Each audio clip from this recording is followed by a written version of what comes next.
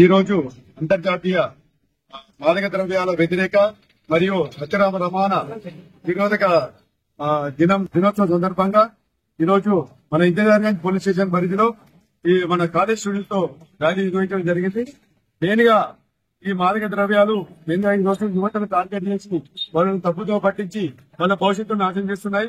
ఈ విధంగా వారికి తప్పుదో పట్టకుండా వారు డ్రగ్స్ కి అలవాటు పడకుండా వాళ్ళకి అవగాహన కల్పించడం కోసం ఈ రోజు మనము పోచం మైదాన్ నుంచి బండి బజార్ వరకు మనం అవగాహన ర్యాలీ నిర్వహించడం జరిగింది. ఇందులో భాగంగా మేము పోలీసు వారి తరఫున ఒకటి చెప్తున్నాము. యువత ఎటువంటి చెడు వ్యసనాలకు కానీ ఇటు గంజాయి కానీ మత్తు పదార్థాలు కానీ బానిస కాకుండా మంచి చదువు మీద దృష్టి పెట్టి వాళ్ళ భవిష్యత్తుని ముందుగా సాగించాలని కోరుకుంటున్నాము.